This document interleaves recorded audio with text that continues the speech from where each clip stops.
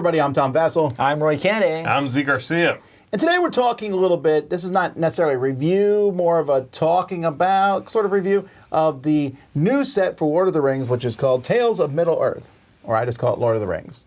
Yes. It's a new set for Magic the Gathering. I was crazy excited about point. this. You said new set for the Lord of the Rings. Every single time trying to type in Tales of Middle-earth, Tales of Middle-earth, it was like super hard, even just searching for the set sometimes. I'm just like, what was the name? I kept typing in Journeys of Middle-earth. I think and that's a board game. It's TME, right? It's the abbreviation. It's Magic the Gathering TME, Yeah. I think. I just type in Lord of the Rings. Magic the Gathering. Magic. Yeah, TME. Yeah, so this is a brand new set. It's a regular legal set, right, Roy? It's like cycling in. It's a normal set. It's not a normal set. Like, it's modern legal, so you can't play it in standard. But I don't know how many people play standard these days. Gotcha. But yeah, so it is legal in modern, which is actually a big deal for this. What is it? The Universes Beyond or whatever that they're doing. So Now, this set made the news because there was a single one-ring card in Elvish, that there was only one in existence, worth millions of dollars, that has been found. That's what drove the set. But I was interested in the set way before that because of the theme itself. Yes. I think Lord of the Rings fits Magic the Gathering really well as a theme because, it's the basis of most Magic anyway. Yeah. They've done this Universes Beyond stuff in the past. They'll continue to do it. It makes money. But some fits are better than others. And I think up to right now, Lord of the Rings is the absolute best fit that they've had for a Universes Beyond into Magic the Gathering. Like you said, it just works. Everything makes sense. And they managed to put some mechanisms in here that are interesting in Magic the Gathering and thematic to Lord of the Rings. how would you feel in that juxtaposition to the D&D set that they recently came out with? Oh, that's true. That one also worked really well. But this one, I know more about Lord of the Rings. Oh, for sure. Especially, I mean, even if you only watch the movies, but the artwork in this game is phenomenal in this set. Yes, and for sure. if you like characters, they're in here and they're easy to get. Like, I bought the 4 commander deck, so we all play differently. I bought the 4 commander decks, you bought the starter Kits, I think they starter call kit. it. And I did the pre-release. So. Right, and I also bought some extra packs of cards too. But I've seen every major character. In those commander decks, you get every major character. So if you're like, oh, I want Bilbo, not Bilbo, sorry, Frodo, you got him. Yeah. And I mean, they have different versions of each of the characters, some of them in different colors, some of them with multicolors, and they have some that are more rare than others. So, like, even if you just want to play with a specific character, you can get like a more common version of them and kind of be like, oh, I'm playing with this character, you know, that sort of thing. But that just makes me happy. I don't want to have to be like, oh, well, I wish I could have Sauron. I wish I could have the Nazgul. Well, you can. I mean, some of them are maybe harder to get certain versions of them, but you can play with the characters you'd like. I do like that everything they came out with for this set. In the past, sometimes when they feature these sets, especially Universes Beyond, they don't run the gamut of every product type they put out. For example, they just had a Warhammer 40K Universes Beyond in Magic the Gathering.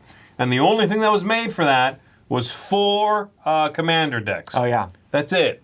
There were no booster sets, there were no draft sets, there was not a starter kit, nothing else. So I really like that in Lord of the Rings here, they did it all. Yeah. You can buy a booster pack. You can buy one made for drafting. You can get 4 commander sets. This Learn to Play kit is something that Magic has been doing now for a few years. 2021, Learn to Play kit. 2022, Learn to Play kit. Well, they now made one for Lord of the Rings. And interestingly, it's kind of half Learn to Play kit, half a throwback to when they were making dual decks. So it kind of feels like a pair of dual decks. They're so tightly themed and so obviously made to play against each other that it made me happy to pick this up because, well, A, it's really cheap. It's like $20. It's the cheapest thing you can get. Yes! But the commander decks are not cheap. Yeah. It felt like a return to those dual decks, which for me was my favorite product that Magic ever put out. So I was very happy to pick that up. And so that's what I'm saying. This is something that you can dip your toe into if you're not sure you want to pay the prices. This is very easy to pick up right here. You got 2 decks, 2 60-card decks pre-built to play against each other. $20, you're good to go. And there's a few of the main characters in there. Yeah, absolutely. Again, you get named characters. This is not random spiders, random orcs. You get characters you'll recognize. I thought it was really cool that they did, like, I don't think they've done these, like, pre-releases for the Universe Beyond stuff before, you know? I mean, maybe they did it with the D&D stuff. I'm not sure. Yeah, maybe. But it was just cool the fact that you can have that limited format and be able to, like, draft cards and things like that as well. I really enjoy doing that and, like, being able to build a deck on the fly and play against other people. It's just cool to have, I think it brings in a lot of people that either haven't played Magic in a long time, because when I went to the pre-release, there was a ton of people that are like, honestly, I'm here as much for the Lord of the Rings as I am for Magic the Gathering. Yeah. Like, I used to play Magic. I mean, I don't play Magic anymore, but I'm here because this is a Lord of the Rings set, and I'm excited about Lord of the Rings. There was people cosplaying as, like, Gandalf and different characters and Hobbit ears and Hobbit cloaks and stuff. It was just a fun experience. That's why I got it. I mean, Right. I buy Commander sets often anyway, but I'm not a big Magic player. Right. And after playing this, I'm still not a big Magic player, but I love Lord of the Rings. Right. And if you put this in the version of, like, hey, what's your favorite, our channel's board games and card games, like, what are your favorite Lord of the Rings games? This is probably in the top 10. Right. It's like, if you like Lord of the Rings, I think you would like this. And to that end, they did not add a lot of brand new stuff for the set mechanics-wise. It's old stuff. We'll talk about a few of the things, but if you're a Magic player, there wasn't a lot of new stuff to learn. Right. And I didn't find it to be particularly convoluted. One of the Commander decks was a little convoluted, but Yeah. I didn't find them too convoluted. Well, it's interesting when they did the D&D set. One of the mechanisms in there was that delve into the dungeon idea. Right. Not beloved. I'll put it at that. I like it. The ring but yeah, kind I of get feels it. a little bit like the delve into the dungeon thing. Yeah, the teeny ring's a bit. little tricky. I just think it's a little less invasive to the game. You know what I mean? There's less sort of like pull focus away from Magic the Gathering. Let's now look at this delve into the dungeon stuff. So, I yeah. also think there's going to be tons of decks that don't even refer to the ring. Yes, Gotcha. absolutely. In And fact, then- both of these decks do not deal with the Oh, ring really? whatsoever. Oh, Not wow. in here. None of the cards refer to it. And at least one of the Commander decks, the ring comes in all of them, Yeah. that one ring thing, but only one of them has any focus on it, and that's the Frodo one. Playing in Limited, it popped up a lot. Just because you're drafting, a lot of those common cards and uncommon cards have a ton of like, oh, the ring tempts you, oh, the ring tempts you. And it's a really simple mechanic overall. It's just the fact of like, oh, you put it on a guy who has weak attack, he can sneak by your opponent if they have strong guys. If they have big guys, you're sneaking in there. And the more the ring tempts you, the better that ability gets. Oh, I'm sneaking by and now I'm drawing a card. Oh, I'm sneaking by and now I'm dealing damage to you. It just slowly gets better the more the ring tempts you as the game goes along, which is kind of interesting that the ring tempting you is like just solidly good in the game. It really is. Yeah, definitely. Well, there's the burden of carrying the ring. You get burden Right. tokens. Oh yes, there's also things where if the ring has tempted you 4 times, which is the max it could do, certain characters like a Frodo character could actually just end the game for you, which is a kind of cool thematic touch to it. I think that one mechanically is a home run. I think yeah. the ring tempts you part is obviously well themed to the game, but it really works well in this one. And then they brought some stuff back. So I've got a list, you've got a list of some of the ideas here. Some of them are returning ideas. Like food tokens have been in the game in the past. They come back in a big way here in the Lord of the Rings. Word! Especially the If you're playing with Hobbits. Hobbit, if you're playing green white at all, it's just all over the place. There's going to be a lot of that. And it's fun. They're fun to play with. They And- make for longer games because everybody goes up in hit points. But yeah, it's But good. I personally like that. Yeah. I'm a fan of bigger stuff. Yeah, And you can use them for other cards. Some cards need food tokens or yes, yeah, stuff. for sure. It's a lot of combos there. There's a mass orcs now, which is a returning one with a slight tweak. In the past, it was a mass something else. Right. And so they made it a mass orcs now. That works well. Mass zombies or undead or something. Yeah, like I that. think it might have been zombies. Yeah. There's land cycling that makes a little comeback now, which is good to smooth out your mana curve. You can discard a card with land cycling to go find a land. The sagas came back. They were around not so long ago, but Yeah. they've got a bunch of sagas in here. And speaking of sagas, of course, because it's Lord of the Rings, there are a ton of legendary things. Right. Of unique named characters, places. This is the most in any things. set ever, right? Except maybe the Planeswalker set. I think this probably has more than that because so many of the characters are legendary and so many of the cards combo off of characters being legendary. There's stuff that kills legendary creatures. There's stuff that just refers to having legendary creatures. The ring itself, when you put it on a creature, it makes that creature legendary. So just everything's legendary in this set. But Yeah. because there's so many legendary creatures, if you like Commander, Yes. your pool of commanders is so big. Oh, for sure. Like these commander decks that you get, they always come with the commander that they say you should use, and then there's always one other commander that you could also use, usually. But then, I'm thinking, well, half the cards in this deck could be the commanders commander. for a Maybe not different this If you're deck gonna build a because they're deck 3 around it, colors. Yeah. Right. But right. man, commander decks are one of the easiest decks to build, I think. Yeah. And yeah, I just think that's cool. There's a lot of commanders now, yeah. And then you can draft with it. There's draft boosters and set boosters, so you can get all of that. As far as the price of the set, we should probably talk about that because of Yeah. the One Ring, which was a weird move. I mean, a money-making move. I get why. If I was the one printing the game, I would put a one-off in there and rake in cash. But the sets were very, very expensive to get. It was hard to get immediately. It was difficult to get, expensive to get.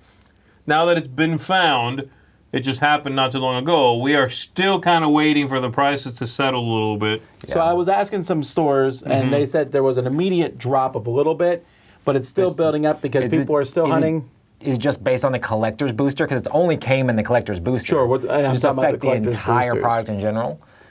Yeah, because there's the other rings that yeah. not all Those of are them have also been expensive. found, and then there's a weird resurgence, and there's an uncommon Nazgul Oh yeah. card, but there's 9 versions of it. Oh right. So yeah. people want all 9 of those, and this uncommon has reached levels of rarity. But we're speaking to you, if you're watching this channel, probably you're a board gamer, I don't know where you are, where you dabble in Magic. The easiest way is what Z said. Absolutely, yeah. You pick this up, 2 decks balanced against each other, like a light side and a dark side, basically. And you're also avoiding some of the trickier mechanisms in here, like the ring tempts you doesn't happen to be in here. Now, you can get this, buy boosters, and modify this if you want to, but this is the lowest point of entry, the easiest to play, technically a learn-to-play kit, and it's $20. So you're getting one of these each for 10. And you did the draft thing, that gives you almost a whole deck, right? Yeah, well, I mean, I did the pre-release, which gives you a bunch of booster packs, and you build a deck out of that. I technically had enough to build like 2 decks out of it. Just one was probably way better than the other, and that was like $30 to go there. But each time you won a game, you got a free booster pack. Well, a booster pack for like playing. Heads up, you so. can't do this anymore, I don't think, right? Right. I don't think so. I think they were having some like game day things and stuff like that, but I think they probably sold out of pre-release kits. But you could still buy booster packs and draft with them, especially the draft pack specifically. And when you do that, you just need 3 booster packs, and you can draft against another person with 3 booster packs. You know, and but you normally have to have a table of people doing it. You know, but it's good. Commanders are my favorite way to play, but be warned that they're $50 or more Pricey. dollars a deck. But man, the replayability of these is Oh, yeah. huge because it's 100 cards and 80 of those cards or more are different. Right? Yeah. You know, the only thing that's not different are the basic lands. Yeah. So this is my favorite way to play the game, and man, we played all 4 commander decks, and they're just all interesting. That one, what's the voting thing? Yeah, one of the commander decks has a lot of voting in it, which again, commander tends to favor multiplayer scenarios. And they all work fine 2-player. There is one specifically, I forget which one, that had several voting mechanisms. Like vote at the table. If this wins, pick this or this. If this wins, this happens. If that wins or it's a tie, then this other thing happens. And they do also still have the jumpstart stuff for this as well. That's right, I forgot they had if the you want Jumpstart to, for you can this. get a bunch of jumpstart packs. One of my friends that came to Dice Tower East, he had all of the jumpstart stuff. He basically had one of every single thing divided up. I think each color has like the different like themes to it. Like blue will have good guy theme one and a bad guy theme one. You know, so you can smash Man, that's together tempted different to colors. get that too. Yeah, and we've done that with jumpstart stuff in the past. So this has that as well. So that's another not that expensive way to get into it. If you just want to buy a couple of jumpstart booster packs, your opponent buys a couple of jumpstart booster packs, you can just play the game like that. Absolutely, yeah. So my overall impressions is I like this. This may be my favorite Magic set ever. Because Magic as a game, I like it, but it's faded for me over the years. You know, but there's some things I don't like. What do you call mana screw or whatever? I'm just not a big fan of that. But I like the game well enough, and I really like Commander. And I think the art in this game is a 10 out of 10. Oh, for They sure. knocked it out of the It park. is so good. There's a lot of special treatments on the cards too. Oh, yeah, and if you get one of those. They went nuts with the, obviously foiling. They do foiling, but then they have like special frame. Yeah. Borderless. This, that, the other. I mean, like they've got several kinds of cards and treatments. But if you're a board gamer and you're like, I don't want to get into collectible card games, maybe the set that Z has, you get that. That's enough. That doesn't make you get bit by the bug. Right. You just play it. But if you are someone who, you know, obviously if you're someone who's wants to stay away from that, I get it. But for me, I bought this stuff. Like I said, I bought a couple boosters. I'm good. I'm happy. I'm happy with what I have, but I really enjoy it. Lord of the Rings is my favorite IP of all time. I love Lord of the Rings, and when this set came out, I was talking about it for like almost a year leading up to it. When they started releasing cards, I was like, I'm gonna go to the pre-release, I'm gonna read up on all the cards so that way I'm prepared for the pre-release. I did pretty well in the pre-release, got a lot of booster packs, which is cool. But I just was so excited about all the mechanics and learning how everything worked.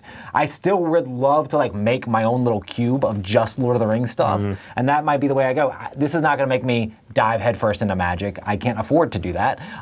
But I want to play this casually. It's fun. And if you want to play it in a casual experience, I think this set is great for that. This is a great standalone set for casual play, yes. If you're into Magic the Gathering already, you don't need this video. Right. If you're thinking about maybe trying it because you like Lord of the Rings, I think we're all saying the same thing. It's a good one to do that. Just stick to Lord of the Rings stuff. You don't need anything else.